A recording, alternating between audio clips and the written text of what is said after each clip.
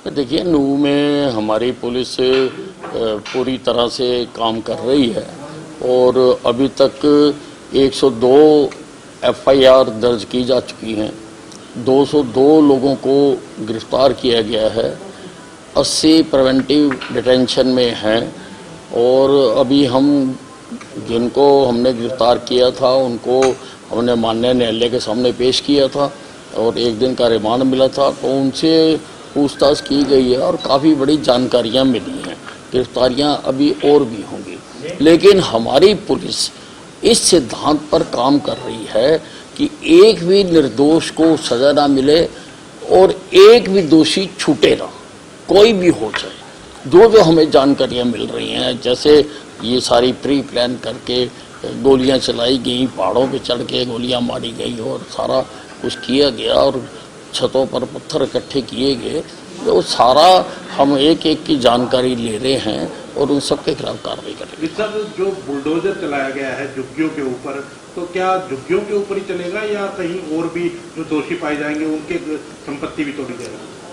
देखिए, ऐसा है, इसमें हम पूरी कार्रवाई कर रहे हैं और जिसमें जैसे जैसे जिसके ऊपर केस बनता है उसको इलाज करेंगे और इलाज में बुलडोजर भी एक दवाई है, वो भी जहाँ जरूरी होगा हम चलाएंगे। अच्छा, हमला जो है प्री प्लान था, तो मास्टरमाइंड का पता चला क्या अभी तक? नहीं, देखिए, अब जैसे जैसे चीज़ें सामने आ रही हैं, लोग बता रहे हैं, लोगों के बयान हो रहे हैं और सारी जो सीसीटीवी फुटेज है वो खंगाली जा रही है। मैंने सभी पत्रकार बंधुओं से भी प्रार्थना की है कि जो उस वक्त कवरेज कर रहे थे कि उनके पास जो भी फीड हो वो हमारे अधिकारियों को दें और बाकी भी जो लोग यात्रा में थे उन्होंने भी मोबाइल में काफ़ी लोगों ने बनाई हुई है, दे शुड कम फॉरवर्ड और आकर बताना चाहिए कि ये हमने रिकॉर्ड किया है और उसके आधार पर हम कार्रवाई कर रहे हैं। इस तरह के एसपी का तबादला कर दिया गया है और भिवानी भेज दिया गया है। भिवानी वाले एसपी की पहले ही ड्यूटी लगाई हुई थी, क्या कारण रहा कि वो? देखिए, ये जो भिवानी वाले एसपी जिनको नूह में लगाया गया है वो पीछे काफ़ी 1-2 साल से नूह में रहे हैं और अब क्योंकि नूह के एसपी सिंगला साहब छुट्टी पर गए हुए थे, जब हादसा हुआ तो तब उनको वहाँ पर बुला लिया गया था, तो अच्छी प्रकार से व्यवस्था हो सके इसलिए उनको ही अब परमानेंट वहाँ का एसपी लगा दिया गया है। सब होम सेक्रेटरी कल कह रहे थे कि हमारे पास पहले ही इनपुट्स थी और जो पीस कमेटी के साथ डिस्कस की थी, तो क्या कहीं ना कहीं ये नहीं लगता कि सीआईडी इंटेलिजेंस फेलियर भी था और अगर पहले इनपुट थी तो एक्शन क्यों नहीं लिया गया? देखिए, किसके पास इनपुट थी, किस लेवल की इनपुट थी, किसको बताया गया, हम इसकी जांच कराएंगे। देखिए, इतने बड़े मामले हैं बिना जांच के किए नहीं जाते और हमारी सरकार ऐसे काम करती नहीं है, अंधाधुंध काम करती नहीं है, तो उसका मैंने जांच कराने के लिए कह दिया है कि किस स्तर पर इंफॉर्मेशन थी, किसको इंफॉर्मेशन थी, अगर उसको थी तो उसने कहाँ तक बताई, किसको बताई, किस लेवल के अधिकारी को बताई, वो सारी जांच करनी पड़ेगी। पॉलिटिकल भी आया है सामने, कुछ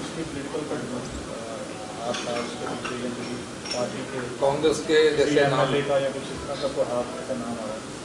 नहीं, बहुत लोग नाम ले रहे हैं, कई तरह के नाम ले रहे हैं, उनके बयानात भी हैं, लेकिन हम पुख्ता जानकारी इकट्ठा कर रहे हैं, इकट्ठा करने के बाद ही कार्रवाई करेंगे। आज शुक्रवार है, आज जुम्मे की नमाज है, तो किस तरह से देखते हैं? आज कोई बातचीत हुई है आपकी वहाँ भी प्रशासन से कि किस तरह से एहतियात करें? नहीं, मैंने नूह और आसपास के सभी जिलों के डिप्टी कमिश्नर से खुद बात की है। पंजाब राजस्थान की कुछ सस्पेक्टेड गाड़ियां भी वहाँ पर देखी गई हैं, वीडियोस देखी। मैंने खुद बात की है और वहाँ के मौलवियों से भी हमने बात की है।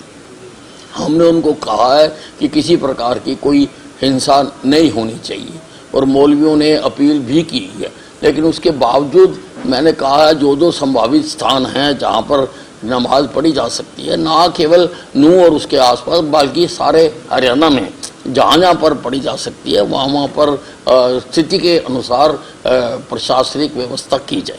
चीफ सेक्रेटरी को भी आपने डायरेक्शन दिया? हाँ जी, चीफ सेक्रेटरी से भी मैंने बात की है कि वो आदेश जारी करें कि जहाँ जहाँ पर संभावित संभावना है और जहाँ आवश्यकता है वहाँ पर ड्यूटी मैजिस्ट्रेट भी लगाएं, पुलिस भी लगाएं, और जहाँ पर हमारी पैरामिलिट्री फोर्सेज है उनको भी लगाया जाए।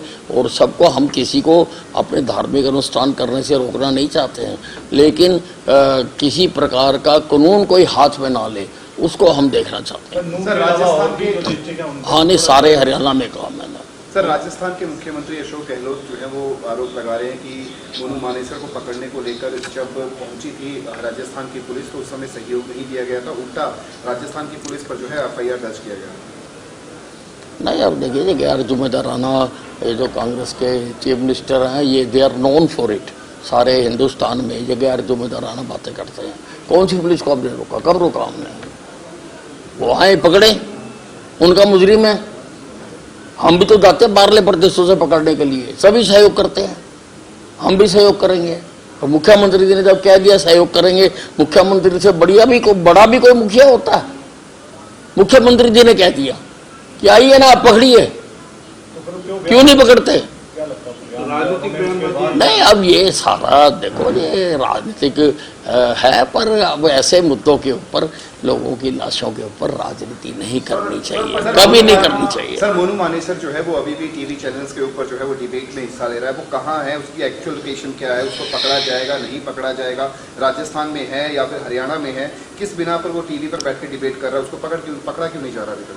नहीं, उसको पकड़ा जाएगा, हर हालत में पकड़ा जाएगा। उसने जो जुर्म किया है उसको सजा मिलेगी, डेफिनेटली मिलेगी। सर, जब पंजाब मोनू हरियाणा मानेसर की एक बात कह रहा है गाड़ियों सर, की बात सामने आ रही है, क्या कोई ऐसा इनपुट है कि आप, क्योंकि आप पहले भी कह रहे हैं कि सोची समझी प्लानिंग से हुआ ये, तो बाहर से गाड़ियां लोग नहीं, अब कुछ लोगों ने वहाँ कहा है कि बाहर से भी गाड़ियाँ आई थी, लेकिन हम उनके क्लेम को सर्टिफाई करेंगे, और अगर आई थी तो बाहर से भी पकड़ के लाएंगे। और सर, ये बुलडोजर की जो कार्रवाई हो रही है, क्या ये अवैध निर्माण पे हो रही है, या आपने कहा कि देखिए, मैंने कहा कि जैसा जैसा कसूर होगा वैसी वैसी सजा देंगे, और सजा में दवाई, इलाज में बुलडोजर भी एक दवाई है। सर, जो भी कार्रवाई हुई है वो अवैध निर्माण का मामला था या इन लोगों से जुड़ा हुआ मामला है? नहीं, वहाँ पर तो अब किसने करी है कार्रवाई उसको पता करेंगे, और किस कारण से किया गया उसकी जानकारी। रोहिंग्याज की भी बात आ रही है कि वहाँ काफी संख्या के अंदर रोहिंग्याज ठहरे हुए हैं। अभी ये झुग्गियों की भी कार्रवाई हुई है, कोई ऐसी आपके पास रिपोर्ट है कि और कितने रोहिंग्याज जो हैं? नहीं, देखिए, सारी रिपोर्ट गैदर की जा रही है, और वो तथ्यात्मक रिपोर्ट गैदर की जा रही है। जैसा जैसा होगा, मैंने आपको बताया, वैसी वैसी कार्रवाई करेंगे हम, बेवजह किसी को परेशान नहीं करेंगे। राहुल गांधी को आज राहत मिली है कोर्ट से, कैसे देखते हैं? जश्न मनाया जा रहा है। लड्डू बांट रहे हैं 25 देखिए, हमें क्या फर्क पड़ता है? लड्डू बांट राहुल गांधी तो वही है ना, जो सजा से पहले था और सजा के बाद है, या माफी के बाद है, वही राहुल गांधी है। हाँ, हमें उससे कोई दिक्कत नहीं है। नहीं, लड्डू खाएं चाहे भंगड़े पाएं, हमें उससे कोई फर्क नहीं पड़ता। आपने कहा था कि इसके नहीं, ये सारी जो जांच हो रही है, ये सारी बिल्कुल लग रहा है, ये जो सारी जांच हो रही है, इस प्रकार से जिस जंग की प्लानिंग की गई, जिस प्रकार से मोर्चेबंदी की गई, जगह जगह पर मंदिर के ऊपर पहाड़ है, पहाड़ के ऊपर मोर्चे बनाए गए, एंट्री पॉइंट्स पर मोर्चे बनाए गए, ये बिना योजना के थोड़ा होता है, ये अकस्मात थोड़ा होता है। हर आदमी के हाथ में लाठी थी, लाठियाँ वहाँ पे फ्री बट रही थी, किसी न किसी ने व्यवस्था की है लाठियों की, गोली चली है, गोलियां वैसे ही लोगों ने रखे हुए हैं, हथियार कोई ना कोई लेके आया है हथियार, तो ये सारा प्लानिंग के साथ हुआ है। ये देखिए, ये बहुत बड़ा गेम प्लान है, और हम इसकी पूरी गहराई तक जा रहे हैं। इंटरनेट कब तक बाहर कर दिया जाएगा? इंडिकेशन मिला है कि मास्टरमाइंड किस तरफ है, कहाँ है, आउटसाइड? नहीं, देखिए, we should not rush to any early conclusion. सारी चीज़ें बात करेंगे और फिर करेंगे। मैं कभी बिना मतलब ऐसे कभी किसी पे वो नहीं करता हूँ। इंटरनेट कब तक बहाल कर दिया जाएगा? नहीं, जब ये सारी कार्रवाई चल रही है और वहाँ पर शांति स्थापित हो जाएगी, कर्फ्यू में बीच बीच में हम ढील दे रहे हैं, और समय समय पर जो अथॉरिटीज़ हैं वो असेस कर रही हैं, जैसे जैसे असेसमेंट होती जाएगी वैसे वैसे इंटरनेट को खोलते जाएंगे। ये सब मोनू मानेसर का भी कहना है कि उसको इस मामले में जबरन जो है फंसाया जा रहा है, उसके खिलाफ जुनैद और निसार वाले मामले में भी कोई गंभीर धाराओं के तहत मामला नहीं। देखिए, उसके लिए जो कोर्ट है, जहाँ जो पुलिस कर्मचारी उसके खिलाफ कार्रवाई कर रहे हैं, वो उसके लिए उचित कार्रवाई कर रहे हैं। इसके उस बात से तो कोई इस केस के ऊपर असर नहीं है कोई बात। वैसा एक नया एस्पेक्ट जो है वो निकलकर सामने आया। कल गृह सचिव गृह ACS अधिकारी ने बताया कि सबसे पहले जो है वो साइबर थाने का जो है वो अटैक किया गया। किस तरीके से देखते हैं? अगर नहीं देखिए, हमने अप्रैल में वहाँ पर ये नया जाम तारा बनता जा रहा था तो लगभग 5000 पुलिस कर्मचारी डालकर हमने वहाँ पर स्कैनिंग की थी, घर घर तलाशी ली थी और कई हमें लैपटॉप मिले थे, कई सिम कार्ड, कई हजार सिम कार्ड मिले थे, ATM कार्ड मिले थे और ऐसा सारा सामान मिला था। तो हमने कार्रवाई भी की थी। और अब जो साइबर थाने पर अटैक हुआ है, वहाँ की फाइलों से छेड़छाड़ करने की कोशिश की गई है और वहाँ किया गया है। हम इस एंगल से भी जांच कर रहे हैं। अधिकारियों को मैंने कह दिया भी इस एंगल से भी जांच करेंगे कि कहीं ये साइबर ठगों ने तो थाने पर अटैक नहीं किया। Sir, do you think that politically this issue has not been handled properly, or this issue has been handled properly at political level also? Because there are lapses at the various levels. नहीं देखिए ऐसा है, लगातार वहाँ पर piece committees की meetings हो रही हैं और वहाँ के लोगों को भी बुलाया जा रहा है, कहा भी जा रहा है, वो जितने भी तरीके हैं वो सारे अपनाए जा रहे हैं।